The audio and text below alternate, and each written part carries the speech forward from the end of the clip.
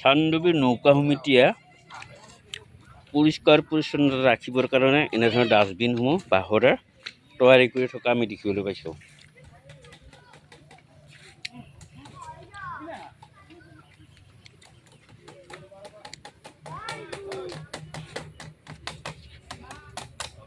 চানডুবিখন পৰিষ্কাৰ কৰিবৰ কাৰণে নৌকা সমিতিৰ যি প্ৰচেষ্টা, এনেধৰণৰ প্ৰচেষ্টাসমূহক যদি চৰকাৰে যদি অলপ সহযোগ কৰিলহেঁতেন বা চানডুবিখন সংৰক্ষণৰ ক্ষেত্ৰত যদি চৰকাৰে কিছু পদক্ষেপ ল'লহেঁতেন, তেতিয়াহ'লে চানডুবিখন যথেষ্ট পৰ্যটন ক্ষেত্ৰত আগবাঢ়ি গ'লহেঁতেন।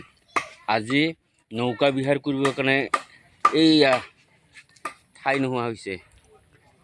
ঘাঁহে ঘাঁহ, অপতৃণ এইসমূহ আঁতৰোৱাৰ কাৰণে কিন্তু চৰকাৰে একো ব্যৱস্থা নলয়। এয়া হ'ল চানডুবিৰ এটা ডাঙৰ ট্ৰেজেডি।